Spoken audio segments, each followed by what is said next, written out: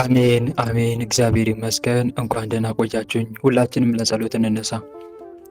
በልዑል እግዚአብሔር ፊት መቆማችን እናስተውል። መላ ሰውነታችንን በትምህርተ መስቀል 3 ጊዜ እናማትብ። በስመ አብ ወወልድ ወመንፈስ ቅዱስ አሐዱ አምላክ አሜን። በስመ አብ ወወልድ ወመንፈስ ቅዱስ አሐዱ አምላክ አሜን። በስመ አብ ወወልድ ወመንፈስ ቅዱስ አሐዱ አምላክ። ቅዱስ እግዚአብሔር፣ ቅዱስ ኃያል፣ ቅዱስ ሕያው፣ ቅዱስ ኤልሻዳይ፣ ቅዱስ አዶናይ፣ ቅዱስ ጸባዖት፣ ቅዱስ ያህዌ፣ ቅዱስ ኢየሱስ፣ ቅዱስ ክርስቶስ፣ ቅዱስ አማኑኤል፣ አቤቱ ሰማይና ምድርን የፈጠርክ ጌታ፣ የሚታየውን የማይታየውን ዓለም የመሰረት ቅድመ ዓለም የነበርክ አሁንም ያለ ዓለምንም አሳልፈ የምትኖር የዓለም አዳኝ የዓለም መድኃኒት መድኃኔዓለም ኢየሱስ ክርስቶስ ሆይ እንደ ኃጢአታችን እንደ በደላችን ብዛት ሳትመለከተን እንደ ምሕረትህና እንደ ቸርነት ብዛት ተመልክተህ ቀኑን ባርከህና ቀድሰህልን በያለንበት ቦታ በሰላምና በጤና ውለህ በሰላምና በጤና ለዚህ ሰዓት ያደረስከን በዚህ ሰዓት የሚያሰባሰብከን እናመሰግናለን። ምስጋና ይሁን ለአብ፣ ምስጋና ይሁን ለወልድ፣ ምስጋና ይሁን ለመንፈስ ቅዱስ ዛሬም ዘወትርም ለዘላለሙ አሜን። ምስጋና ይሁን ለአብ፣ ምስጋና ይሁን ለወልድ፣ ምስጋና ይሁን ለመንፈስ ቅዱስ ዛሬም ዘወትርም ለዘላለሙ አሜን። ምስጋና ይሁን ለአብ፣ ምስጋና ይሁን ለወልድ፣ ምስጋና ይሁን ለመንፈስ ቅዱስ ዛሬም ዘወትርም ለዘላለሙ አሜን። አቤቱ አምላካችንና መድኃኒታችን ፈጣሪያችን ልዑል እግዚአብሔር ሆይ እንደ ኃጢአታችን እንደ በደላችን ብዛት ሳትመለከተን እንደ ምሕረትና እንደ ቸርነት ብዛት ተመልክተህ ለዚህ ያደረስከን በዚህ ሰዓት የሚያሰባሰብከን እንዲሁም እንደ ምሕረትህ እንደ ቸርነት ብዛት ቀሪውን ጊዜያችን እንድትባርክልን ከርኩሳን መናፍስት ከዲያብሎስ ፈተናም እንድጠብቀን ኃይለ አጋንንት እንድታርቅልን ቅዱስ መንፈስንም እንድታሳድርብን ከተወዳጅ እናትህ ከቅድስት ኪዳነ ምሕረት ረድኤትና በረከት እንድታሳትፈን አምላክ ሆይ በኃጢአታችን በበደላችን ብዛት ቅዱሱ ገናናው ስምን መጥራት ባይገባንም እንደ ምሕረትህና እንደ ቸርነት ብዛት እንዲያልን ወደ አንተ እንማጸናለን። አባታችን ሆይ በሰማያት የምትኖር ስምህ ይቀደስ፣ መንግሥትህ ትምጣ፣ ፈቃድህ በሰማይ እንደሆነች እንዲሁም በምድር ትሁን። የዕለት እንጀራችንን ስጠን ዛሬ፣ በደላችንንም ይቅር በለን እኛም የበደሉንን ይቅር እንደምንል። አቤት ወደ ፈተና አታግባን፣ ከክፉ ሁሉ አድነን እንጂ መንግሥት ያንተ ናትና ኃይል፣ ክብር፣ ምስጋና ለዘላለሙ አሜን። እመቤታችን ቅድስት ድንግል ማርያም ሆይ በመልአኩ በቅዱስ ገብርኤል ሰላምታ ሰላም እንልሻለን። በሐሳብሽ ድንግል ነሽ፣ በሥጋሽም ድንግል ነሽ። የአሸናፊ የልዑል እግዚአብሔር እናት ሆይ ሰላምታ ላንቺ ይገባሻል። ከሴቶች ሁሉ ተለይተሽ አንቺ የተባረክሽ ነሽ፣ የማኅፀንሽም ፍሬ የተባረከ ነው። ጸጋን የተመላሽ ድንግል ሆይ ደስ ይበልሽ።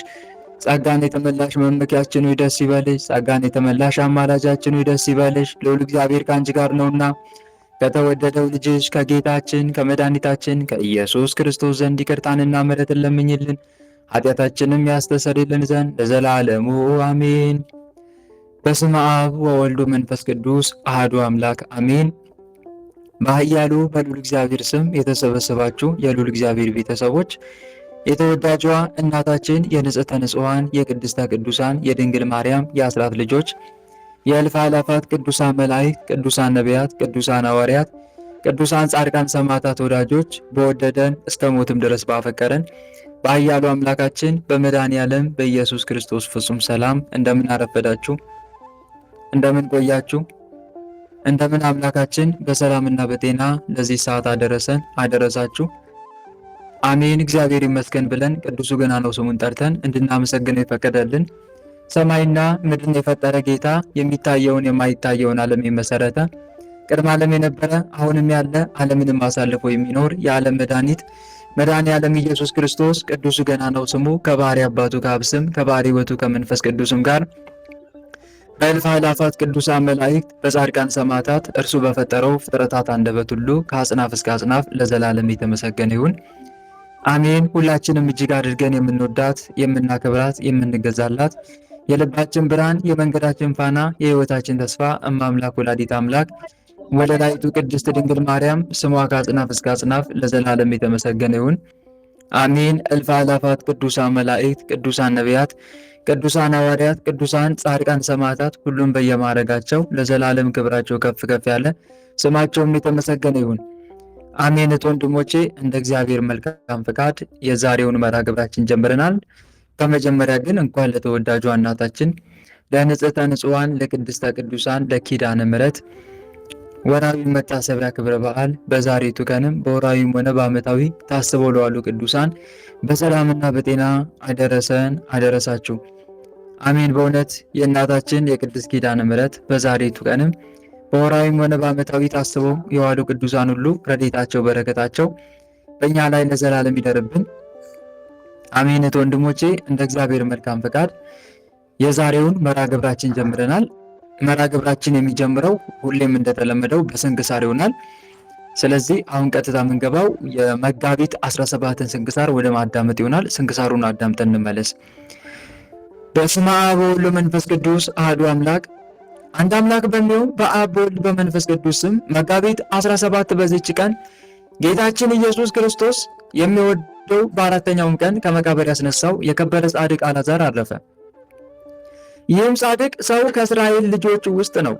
ማርያምና ማርታ የተባሉ ሁለት እህቶች አሉት። ማርያም የክብር ባለቤት ጌታችን ኢየሱስ ክርስቶስን ሽቱ የቀባችው ናት። እነርሱም ለጌታ ደቀ መዛሙርቶቹ ናቸው። ስለ ምግባራቸውም ጌታችን ይወዳቸዋል። ሁሉም ያላገቡ ደናግል ናቸው። በሰው ወገን ሁሉ ላይ የተቆረጠና የተወሰነው ሰዎችም ሊጠጡት ያላቸው የሞት ጽዋን የሚጠጣበትና እጁን ለሞት የሚሰጥበት ለዚህ ጻድቅ ጊዜው ሲደርስ እርሱም እጁን በመስጠት አረፈ።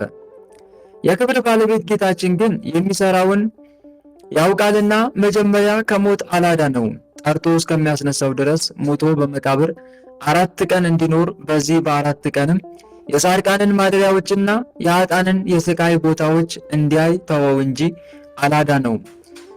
ያን ጊዜም ታላቅ ምልክት ትሆናለች። ከ4 ቀኖችም በኋላ የክብር ባለቤት ጌታችን ኢየሱስ ክርስቶስ ወደ እርሱ መጥቶ አልዓዛር አልዓዛር ና ውጣ ብሎ ከመቃብር ውስጥ ጠራው። ያን ጊዜ እጆቹና እግሮቹ እንደታሰሩ ሙታኖችንም እንደሚጠቀልሏቸው በሰበን ፊቱ ተጠቅልሎ ወጣ። እጆቹና እግሮቹ እንደተጠቀለሉና እንደታሰሩ ከመቃብር የመውጣቱ ምክንያት ሰዎች ሁሉ መሞቱን እንዲረዱ፣ ሌሎችም ይህ በመካከላቸው በስምምነት የሆነ ነው ብለው እንዳያስቡ፣ ስለዚህም እንደገነዙት ሆኖ እንዲወጣ ጌታችን አዘዘው።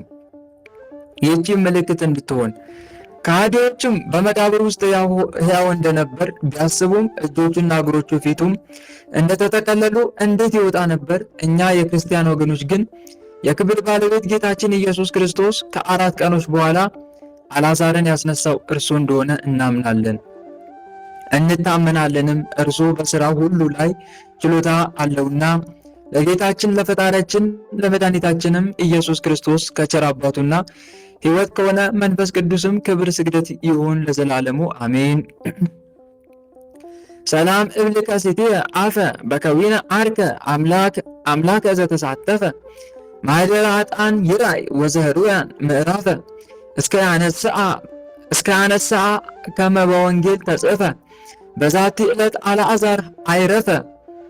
በዚችም ዕለት አናጉንስጢስ ቴዎቅሪጦስ በሰማዕትነት አረፈ። ይህም ቅዱስ የሮሜ አገር ሰው ነው። አላውያንም ለጣዖት እንዲሰዉ ክርስቲያኖችን ይዘው ባስገደዷቸው ጊዜ እርሱንም ከእነርሱ ጋር ያዙት፣ ወደ ንጉሱም አቀረቡት። ያን ጊዜ የ15 ዓመት ልጅ ነበር። ንጉሱም በማመጣበት ስቃይ ትፈተናለን ወይስ ለአማልክት ትሰዋለህ አለው። ቴዎቅሪጦስም እኔ ስለ ክብር ባለቤት ለጌታዬ ለፈጣሪ ኢየሱስ ክርስቶስ እሰዋለሁ አለው። ንጉሱም ቴዎቅሪጦስ ሆይ በክፉ አሟሟት እንዳትሞት ለአማልክት መስዋዕት አቅርብ አለው። እርሱም ንጉሥ ሆይ መስዋዕቴን እንድታይ ና አለው። ንጉሱም ወደ ጣዖቱ ቤት እንዲወስዱትና በዚያ እንዲሰዋ አዘዘና እርሱም በበር ቆመ። ቅዱሱም በጸለየ ጊዜ ንዑስ ውስጥ ሆኖ አስቀላጽዮስ የሚሉት አምላካቸው ወድቆ ተሰበረ።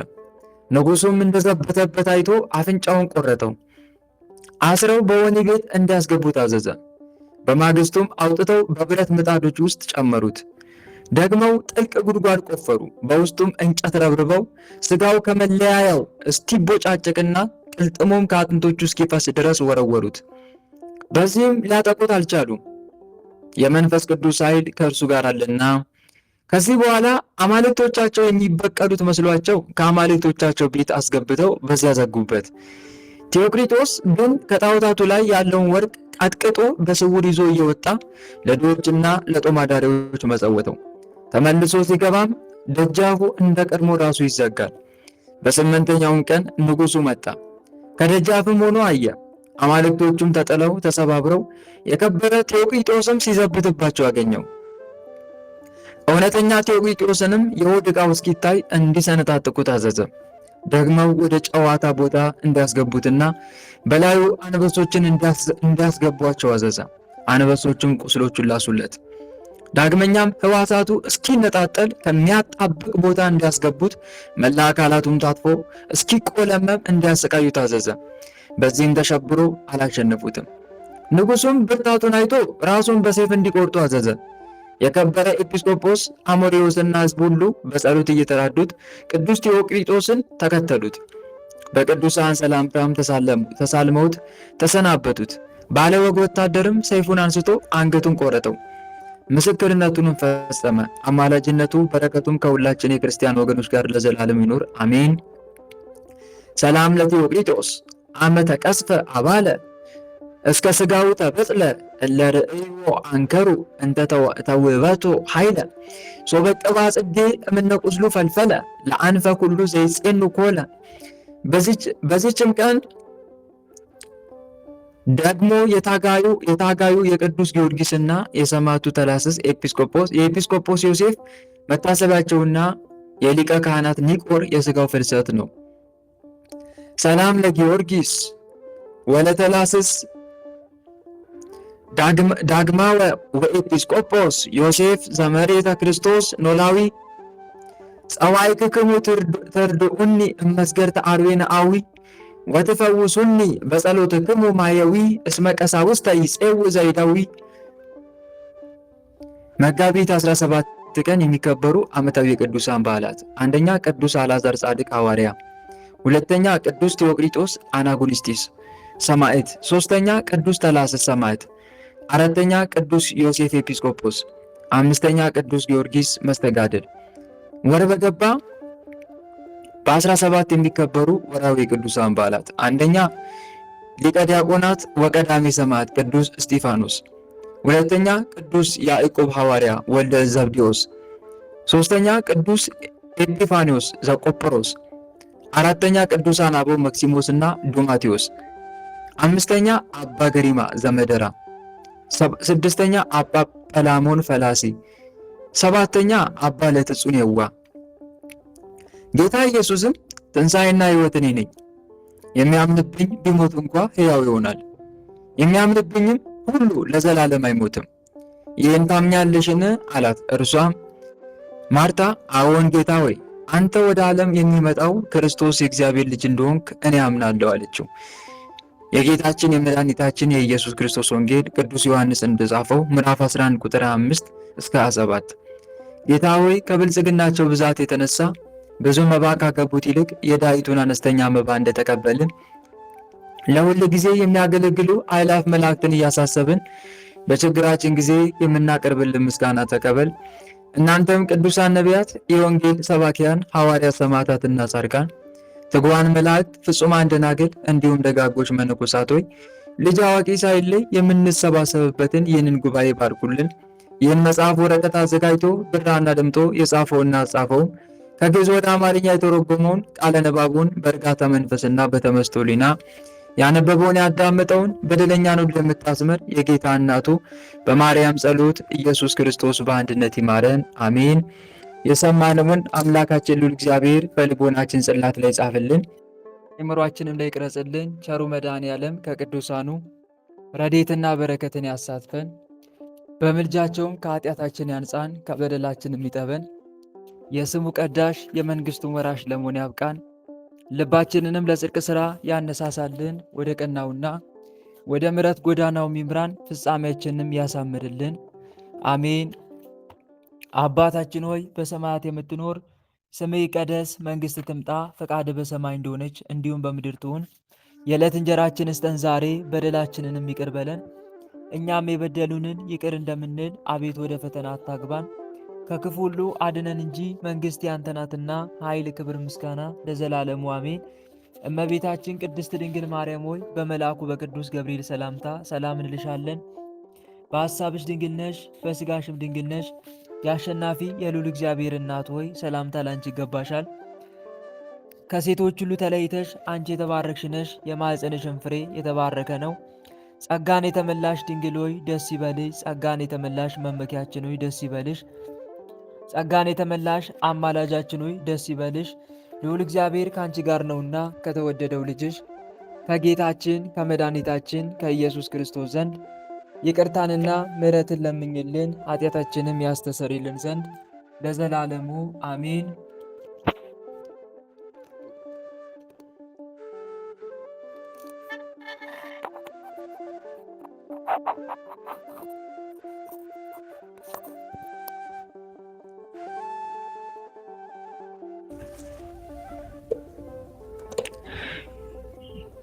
እሺ እህቶቼ ወንድሞቼ፣ የዕለቱን ስንክሳር አዳምጠን ተመልሰናል።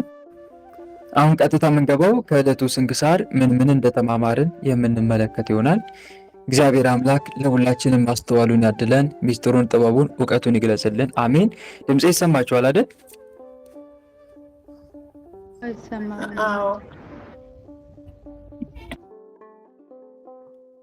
መልካም። እሺ እህት ወንድሞች፣ በመጋቢት 17 ቀን ቅድም እንደሰማችሁት በዓመታዊ ክብረ በዓል ታስበው ከሚሉ ቅዱሳን መካከል ጌታችን ኢየሱስ ክርስቶስ የሚወደው በአራተኛውም ቀን ከመቃብር ያስነሳው የከበረ ጻድቅ አልዓዛር ያረፈበት ቀን ነው። አልዓዛር ማለት የባለሽቷዋ የማርያም እንተፍረትና የማርታ ወንድም ሲሆን ጌታችን በጣም የወደው የነበረ ታላቅ ቅዱስ ሰው ነው። በጣም የወደው ስለነበር አልዓዛር መሞቱን ሲሰማ ከእህቶቹ ጋር ቸሩ መድኃኔዓለም አልቅሶለታል። ምን ያክል ለሰው ልጅ ያለውን ፍቅሩን ሲገልጽ ማለት ነው። ከሞተም ከ4 ቀን በኋላ ከመቃብር አስነስቶታል።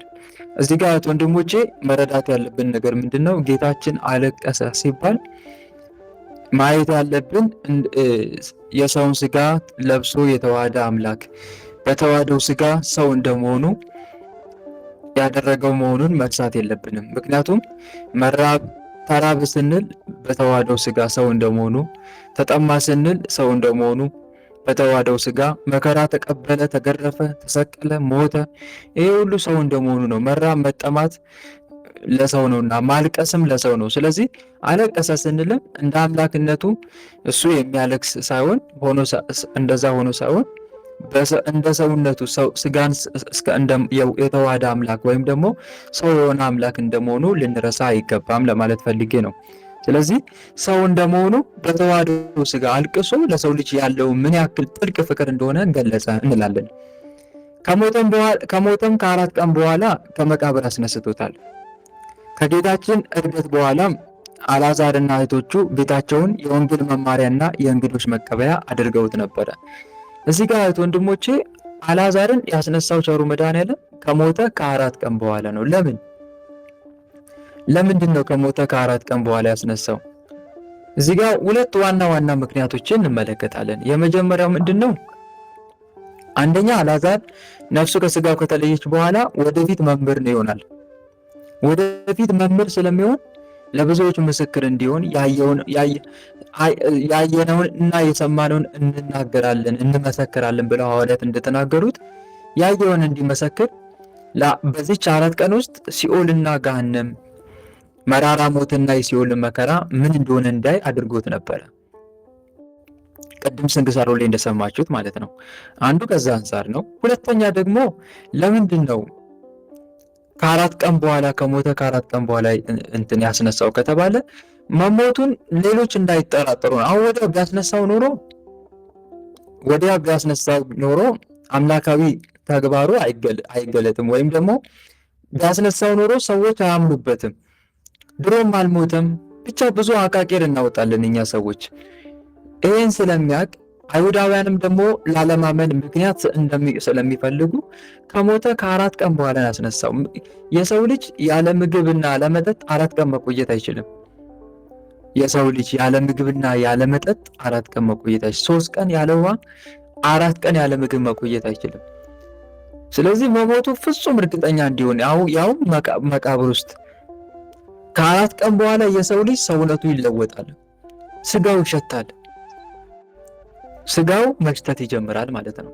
እንደውም አልዓዛርን ማርታ ምን እያሉት ነበር? ከሞተ ከ4 ቀን በኋላ ቆይቷል፣ ስለዚህ ስጋው ይሸታል፣ ተው አትጠጋው እስኪሉ ድረስ ትንሣኤና ሕይወት ነኝ እያለ ነበር የነገረችው እና ዞሮ ዞሮ መሞቱ ፍጹም በሰው ሁሉ ዘንድ እንዲታወቅ ነው ያንን ያህል ጊዜ የቆየበት ምክንያት ማለት ነው። ታዲያ ከሞተ ከ4 ቀን በኋላ ከመቃብር አስነስቶታል። በዚህም ምክንያት አይሁዳውያን ግማሹ አመኑበት፣ ግማሹ ደግሞ አላመኑበትም ነበር ማለት ነው። ከጌታችን ዕርገት በኋላም አልዓዛርና እህቶቹ ቤታቸውን የወንጌል መማሪያና የእንግዶች መቀበያ አድርገውታል። እርሱ ከሞት በተነሳ በሳምንቱ ጌታችን ተሰቅሎ በሥጋ ሞተ። ከትንሣኤውም በኋላ ከአልዓዛር ከሐዋርያት ጋር ሆነ። በ50ኛውም ቀን ከሐዋርያት ጋር መንፈስ ቅዱስን ተቀብሏል። አይሁድም ክርስቶስን ያመኑ ክርስቲያኖችን ሲያሳድዱ አልዓዛርንና እህቶቹን በቀዳዳ መርከብ ጭነው ወደ ባህር ጥለዋቸዋል። እህቶቹ ማለት ነው፣ ማርታና ማርያም ማለት ነው። በዚህ መንገድ ነው ሰማዕትነታቸውን የፈጸሙት። በተአምራት ከሞት ድነው ከዛ በኋላ አሁንም የፈረንሳይ ግዛት ወደ ሆነች አንዲት ከተማ ተሰደው በዚያ እየኖሩ የክርስቶስ ምስክር እስከ መሆን ደርሰዋል። ሐዋርያት አልዓዛርን ደግሞ በቆጵሮስ ሀገር ላይ በአንብሮተ እድ ኤጲስቆጶስነት ሹመውት ነበረ። ኤጲስቆጶስ ከዛ በኋላ ክርስቶስ ካስነሳው በኋላ ኤጲስቆጶስ ሆኖ ተሹሞ አገልግሏል። መንጋውንም በመልካም አጠባበቅ እየጠበቀ በሹመቱ 40 ዓመት ሙሉ አገልግሏል። ጌታ ካስነሳው በኋላ 40 ዓመት ሙሉ በኤጲስቆጶስነት ሲያገለግል የቆየ ታላቅ ቅዱስ ሰው ነው። በከተማዋም የመጀመሪያው ጳጳስ በመሆን ወንጌልን እየሰበከ ሲያገለግል ኖሮ በዛሬቱ ቀን በመጋቢት 17 ቀን በሰማዕትነት ያረፈበት መሆኑ ይታወሳል ማለት ነው እና ዞሮ ዞሮ አልዓዛር በዚህ መንገድ ነው ጌታውን ሲያገለግል የነበረው ማለት ነው። በእውነት የዚህ ቅዱስ ረድኤትና በረከት በእኛ ላይ ለዘላለም ይደርብን፣ አሜን። ሌላው ወንድሞቼ በዛሬቱ ቀን በመጋቢት 17 ቀን ታስበው ከሚውሉ ቅዱሳን መካከል ቅድም ስንክሳሩ ላይ እንደሰማችሁት አናጉንስጢስ ቴዎቅሪጦስ በሰማዕትነት ያረፈበት ቀን ነው። ይህ ቅዱስ የሮሜ ሀገር ሰው ነው። አላውያንም ለጣዖት እንዲሰዉ ክርስቲያኖችን ይዘው በሚያስገድዱበት ጊዜ ቅዱስ ቴዎቅሪጦስንም ይዘውት በንጉሱ ፊት አቁመውት ነበረ። ታዲያ ቅዱስ ቴዎቅሪጦስ በንጉሱ ፊት በሚቆምበት ሰዓት የ15 ዓመት ልጅ ነበረ። ንጉሱም ምን ብሎ ነበረ ሲዝትበት የነበረው? በማመጣብህ ስቃይ ትፈተናለህ ወይስ ለአማልክት ትሰዋለህ ነበር ያለው። ይህን ያለው ሊያስፈራራው ነው። ቴዎቅሪጦስም ምን ነበር ያለው? እኔ ለክብር ባለቤት ለጌታዬ ለፈጣሪ ኢየሱስ ክርስቶስ እሰዋለሁ አለው። ንጉሱም አሁንም ማስፈራራት ጀመረ። በክፉ አሟሟት እንዳትሞት ለአማልክት መስዋዕት አቅርብ አለው። እሱም ታዲያ ምን አለው? ንጉሥ ሆይ መስዋዕቴን ታይ ዘንድ ና አለው። ሲዘብትበት ነው እንኳን ሊፈራው ይቅርና። ከዛ በኋላ ጣዖት ቤት ውስጥ ገባና ጸሎት አደረገ። ጸሎት ሲያደርግ ታላቅ ንውፅ ውስጥ መጥቶ አንዱን ጣዖታቸውን አስቀላጼዎስ የሚባለውን ጣዖታቸውን ወርቆ ተሰበረ። ወርቆ እንዲሰበር አደረገ በጸሎቱ። ታዲያ ንጉሱ ይሄኔ እንደዘበተበት አውቆ አስወጥቶ አፍንጫውን አስቆርጦ ከዛ በኋላ ትልቅ ጉድጓድ አስቀፍሮ ቅልጥሙ እስኪፈስ ድረስ ከዛ በኋላ ብዙ መከራ አድርሰውበት ነበረ። መጨረሻ ላይ እግዚአብሔር አምላክ በእግዚአብሔር መልካም ፈቃድ ብዙ መከራና ስቃይ ከተቀበለ በኋላ በሰማዕትነት ያረፈበት ቀን ነው። ከዚህ ቅዱስ የምንማረው እህት ወንድሞች ምንድን ነው? በዚች ዓለም ላይ ምንም ነገር ቢደርስብን በሃይማኖታችን መፍራት እንደሌለብን ነው። መጽሐፍ ቅዱስ እንዲህ ይላል፣ ፍጹም ፍቅር ፍርሃትን አውጥቶ ይጥላል እንጂ በፍቅር ፍርሃት የለም። ፍርሃት ቅጣት አለውና የሚፈራም ሰው ፍቅሩ ፍጹም አይደለም ይላል። ኢየሱስ ክርስቶስን በፍጹም ልቡ፣ በፍጹም ነፍሱ፣ በፍጹም ሐሳቡ የሚወድ ሰው በእሱ ዘንድ ፍርሃት የሚባል ነገር የለም። ከምንም በላይ ደግሞ ወንድሞቼ በዚህ ምድር ላይ ምንም አይነት ነገር ቢደርስብን ቸሩ መድኃኔዓለም እንዳልደረሰብን አድርጎ ማስነሳት ይችላል። ከሞት እንዳልደረሰበት ብትሞት አልዓዛርን ያስነሳ አምላክ መልሶ እንድትነሳ ሕይወት እንዲዘራብ ያደርጋል። አሳይቷል ደግሞ ከሞት እያስነሳ። ለምሳሌ ቅዱስ ጊዮርጊስን ነገስታቱ እንደዛ አሰቃይተው ሲገሉት ሌላው ቢቀር እንደ አመድ ፈጅተው በተራራ ላይ ቢበትኑት ቸሩ መድኃኔዓለም አራቱ ነፋሳት አዞ አመዱን አሰብስቦ ቅዱስ ጊዮርጊስ አድርጎ አስነስቶታል። ስለዚህ ምንም አይነት ፈተናና መከራ ቢገጥመን ቸሩ መድኃኔዓለም የደረሰብንን ነገር በሙሉ እንዳልደረሰብን አድርጎ ስለሚያስነሳን ምንም መፍራት የለብንም ማለት ነው። ምንም መፍራት የለብንም እና አንድ ነገር መርሳት የሌለብን ነገር ይሄ ነው ማለት ነው። በዓለም ሳለን መከራ አለብን። አዎ መከራ ቢኖርብንም ግን ቸሩ መድኃኔዓለም መከራውን ሁሉ የሚያስረሳ አምላክ፣ ምንም አይነት መከራ እንዳልደረሰብን አድርጎ የሚያስነሳ ወይም ደግሞ ሕያው የሚያደርግ አምላክ መከራ እንዳይደርስብን መጠበቅ ይችላል። ከደረሰብንም በኋላ ደግሞ እንዳልደረሰብን አድርጎ ማስነሳት ይቻላል። ስለዚህ ለክርስቲያን መከራ ቢደርስበት ለሱ ክብሩ ነው እንጂ የሚጎዳበት ነገር አይደለም ማለት ነው። ስለዚህ እንደ ቅዱስ ቴዎግሪጦስ በእምነታችን ጸንተን እስከ መጨረሻው የድሉን አክሊል እስከምንቀዳጅ ድረስ በእምነታችን መጽናት እንዳለብን ከቅዱስ ቴዎግሪጦስ እንማራለን። ቸሩ መድኃኔዓለም አስቀድሞ እንደዚህ ብሎ ነግሮናል። ሥጋንም የሚገሉትን ነፍስን ግን መግደል የማይቻላቸውን አትፍሩ፣ ይልቁንም ነፍስንም ሥጋንም በገሃነም ሊያጠፋ የሚቻለውን እርሱን ፍሩ ይላል። ነፍስንም ሥጋንም በገሃነም ሊያጠፋ የሚቻለውን እርሱን ፍሩ። የማቴዎስ ወንጌል ምዕራፍ 10 ቁጥር 28 እስከ 30። ለምንድን ነው ሥጋን የሚገሉትን ማንፈራው? ምክንያቱም ሥጋ ቢገደል ተመልሶ ሕያው ይሆናል፣ ይነሳል። ነፍስ ግን ሲኦል ከገባች መመለሻ የላትም። ነፍስ ግን ሲኦል ከገባች መመለሻ የላትም። ታዲያ ሥጋንም ነፍስን የሚገድል ምንድን ነው? በእኛ ኃጢአትን ነው ልንፈራ የሚገባው። እህት ወንድሞች፣ ምንም ነገር ልንፈራ አይገባም። አዎ ደግሜ እናገራለሁ፣ ምንም ነገር ልንፈራ አይገባም። ነገር ግን አንድ ነገር አጥብቀን ልንፈራ ይገባል። ያም ምንድን ነው? ከሰውነት ዝቅ አድርጎ የሚያዋርደንን፣ ከዚያም ባለፈ የዲያብሎስ መጫወቻና ባሪያ የሚያደርገንን፣ የመጨረሻ ደግሞ እስትንፋሳችን ከሆነው ከአምላካችን ከእግዚአብሔር የሚለየንን ኃጢአትን አጥብቀን ልንፈራው ይገባል። ለእሳት ልክና መጠን አለው። ሥጋን ቢያቃጥል ነፍስን ግን ይተዋል። ኃጢአት ግን ነፍስንና ሥጋን አንድ አድርጎ በገሃነም ያጠፋል ይላሉ አበው። ኃጢአት ግን ነፍስንና ሥጋን አንድ አድርጎ በገሃነም ያጠፋል። ስለዚህ ወንድሞች ክርስቲያን ከኃጢአት ለመጠበቅ ኃጢአትን አጥብቆ ይጠነቀቃል፣ ይፈራል። ከዚህ ውጭ ግን በምድር ላይ ምንም የሚያስፈራው ነገር የለም።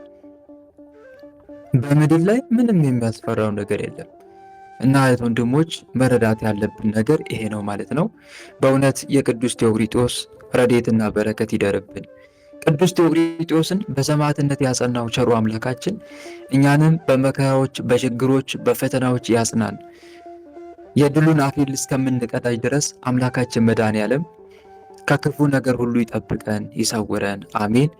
በዚህ መልኩ ያስተማረን፣ የመከረን፣ የገሰጸን አምላካችን ልዑል እግዚአብሔር ቸሩ መድኃኔዓለም በእውነት ስሙ ከአጽናፍ እስከ አጽናፍ ለዘላለም የተመሰገነ ይሁን። አልዓዛርን ከሞተ በአራተኛው ቀን ያስነሳ አምላክ እኛም በኃጢአት ሞተናልና ከሞተ ኃጢአት ቸሩ መድኃኔዓለም ያንሳን፣ ለንስሐ ሕይወት ያብቃን። አሜን። እህት ወንድሞች፣ ቅድም ሳልናገር ወይም ደግሞ ሳላብራራ ያለፍኩበት አንድ ነገር አለ። ምንድን ነው ካላችሁኝ፣ ቸሩ መድኃኔዓለም አልዓዛርን ከሞተ ከ4 ቀን በኋላ ነው ያስነሳው። ከ4 ቀን በኋላ እዚህ ጋር እኛ የሆነ የምንማረው ትምህርት አለ። ምንድን ነው ከተባለ እግዚአብሔር አምላክ በፈተናዎች ውስጥ የሆነ ፈተና ሲገጥመን ቶሎ ብሎ እግዚአብሔር አምላክ ወዲያው ቅጽበታዊ የሆነ ተአምር ሰርቶ እንዲያድነን ምንጠብቅ ሰዎች አለን። በጣም የሆነ በቃ ቅጽበታዊ የሆነ ብቻ የሆነ በተአምር አድርጎ እንዲያወጣን ምንፈልግ ነገር አለ። ወይም ደግሞ አማራጭ እያለን ከዛ ፈተና ውስጥ የምንወጣበት አማራጭ እያለን በቃ በዛ ሰዓት ቅጽበት የሆነ ተአምራታዊ ኃይል እንዲደረግ የምንፈልግ ሰዎች አለን። ግን ይህ ልክ አይደለም ወንድሞች። እግዚአብሔር ብዙውን ጊዜ የሚመጣው በቃ አማራጭ ስናጣ የለም አማራጭ ስናጣ የምንመካበት ነገር በቃ ተሟጦ በቃ መጨረሻው ተስፋችን እሱ ብቻ ሲሆን ነው የሚመጣው ለማለት ፈልጌ ነው። ለምንድን ነው ድንገት በመሃል መጥቶ ቢያድነን እኛ በሌላ ነገሮች ነው የምናስበው። እግዚአብሔር አዳንን አንልም። በቃ ወይ በሕክምና ከዳንን በቃ ሕክምናው አዳነኝ የሆነ በቃ ብቻ የኛ አቅም ካለን በዛ አቅማችን ጉልበት ያዳነኝ ብለን እንደምንመካበት ስለሚያውቅ እግዚአብሔር አምላክ አንድም ተአምሩ ድንቅ ነው ተብሎ አይነገርም። ተአምሩ ድንቅ ነው ተብሎ አይነገርም። ስለዚህ እኛ በቃ ሰው የለኝም ብቻ የመጨረሻ ተስፋ ስንቆርጥ እግዚአብሔር አምላክ ይመጣና ከዛ ተስፋ ከቆረጥንበት አዘቅት ውስጥ ያወጣናል።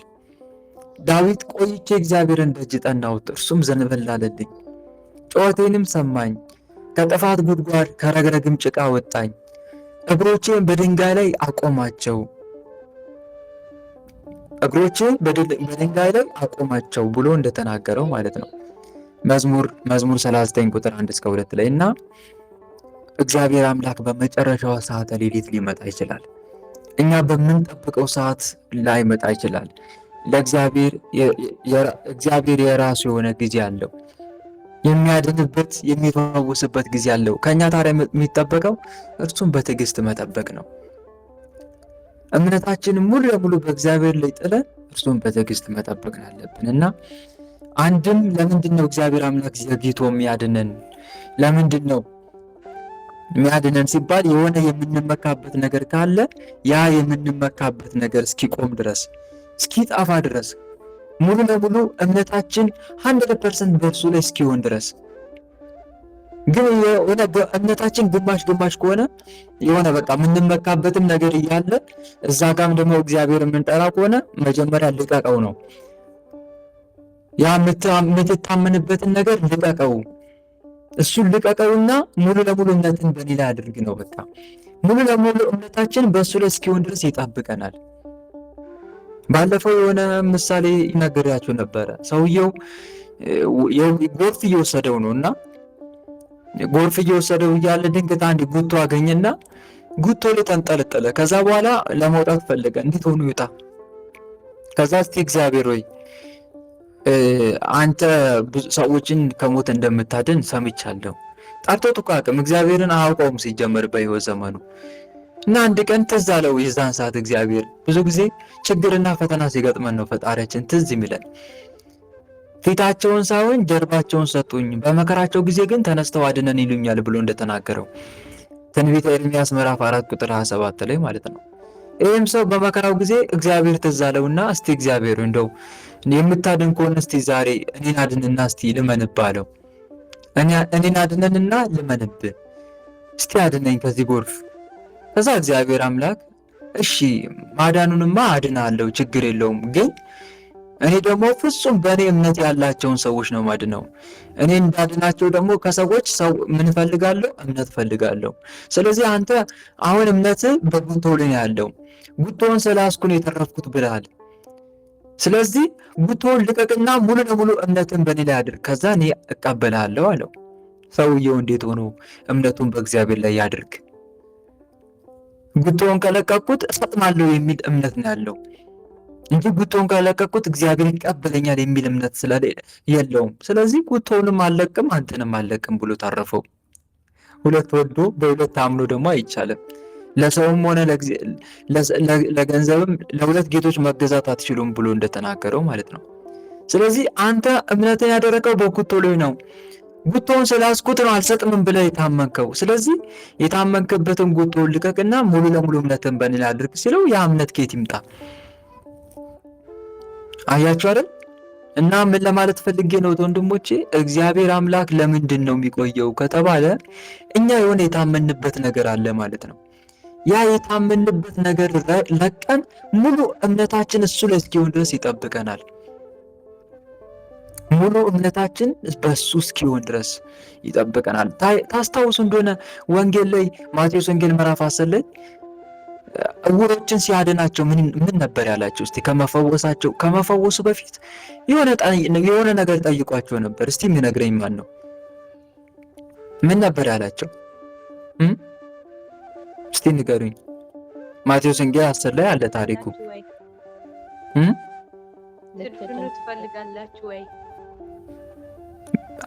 በትክክል ከዛ በኋላ እንደማድናችሁ ታምናላችሁ ወይ? ይሄ ማድረግ እንደምንችል ታምናላችሁ ወይ ብሎ አልጠየቃቸው? ንገሩኝ እስቲ። አልጠየቃቸውም? ጠይቋቸዋል አይደል? እኔ እናንተን ማብራት እንደምችል ታምናላችሁ ወይስ አታምኑ ሲላቸው፣ ጌታ ሆይ አንተ እንደምታድንማ በፍጹም ልባችን እናምናለን አሉት። እንደምታድን ስለምናውቅም ነው የጠራንህ ነው። ጌታ ሆይ የዳዊት ልጅ ሆይ ማረን ብለን የጮኽነው እንደምታድነን ስለምናውቅ ነውና ጌታ ሆይ አንተ ብትፈቅድማ እንደምታድነን ስለምናምን ነው፣ ስለዚህ እናምናለን አሉት። የዚህ ሰዓት እንግዲያውስ እንደ እምነታችሁ ይሁንላችሁ ሲላቸው ዓይናቸው ወዲያው በራላቸው። እነኚህ ሰዎች ባያምኑበት ኖሮ ያድናቸው ነበር? ያድናቸው ነበር? ንገሩኝ እስቲ። አያድናቸው።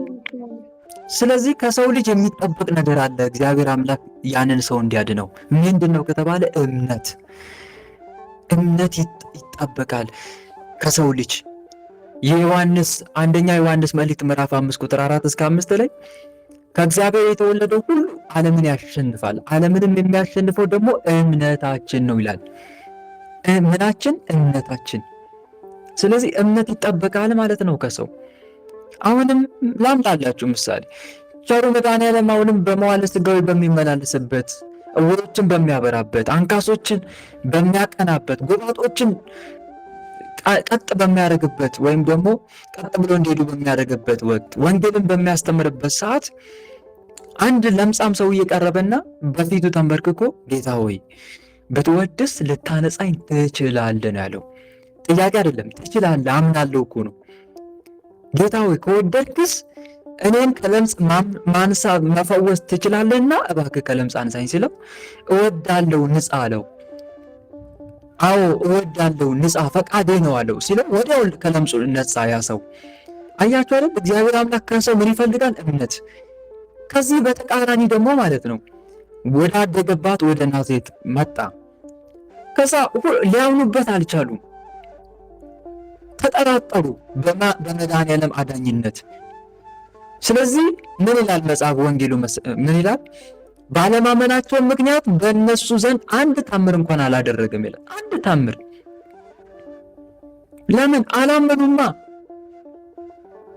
ስላላመኑ ፈውስ የሚሰጠው እምነታችን ታይቶ ነው ማለት ነው። እምነት የሚያድገው ደግሞ ስትጾም፣ ስትጸልይ፣ ስትሰግድ ነው። ንስሐ ገብተህ ሥጋው ደግሞ ስትቀበል እምነት እያደገ ይመጣል። እና እህቶቼ ወንድሞቼ እምነት ይፈልጋል። ስለዚህ ለምንድን ነው እግዚአብሔር ቆየት የሚለው? እኛ ስንጠይቀው የሆነ ነገር እንዲደረግን ስንጠይቅ አንድም ከእምነታችን ሕጸጽ የተነሳ ነው ማለት ነው። እምነታችን ሙሉ እስኪሆን ድረስ ይጠበቃል። የሆነ የተማመንበት ነገር አለ። እምነታችን በመድኃኔዓለም ላይ ፍጹም አይደለም ማለት ነው። ፍጹም ሲሆን ያን እግዚአብሔር አምላክ ታምሩን ያደርጋል፣ ይሰራል ማለት ነው። ለዛ ነው የሰናፍጭ ቅንጣት የሚያህል እምነት ቢኖራችሁ ይህን ተራራ ከዚህ ወደዚህ አለፍ ብትሉት ያልፋል፣ የሚሳናችሁም ነገር የለም ብሎ የተናገረው ማቴዎስ ወንጌል ምዕራፍ 17 ቁጥር 20 ላይ ማለት ነው። እና ለዛ ነው ይሄ ለእኔና ለእናንተ ትልቅ ትምህርት ነው ለማለት ፈልጌ ነው። ዞሮ ዞሮ ከዚህም ይሄንን ትምህርት ተምረን ማለፍ እንችላለን ነው። በዚህ መልኩ ያስተማረን ቸሩ መድኃኔዓለም ስሙ ከአጽናፍ እስከ አጽናፍ ለዘላለም የተመሰገነ ይሁን። አልዓዛርን ከሞት ያስነሳ ቸሩ መድኃኔዓለም እኛንም ከኃጢአት ሞት ያድነን፣ ይሰውረን፣ ይጠብቀን። አሜን። እምነትን ይስጠን ቸሩ መድኃኔዓለም። አሜን። ወስብሐት ለእግዚአብሔር ወለወላዲቱ ድንግል ወለመስቀሉ ክቡር። ይቆየን።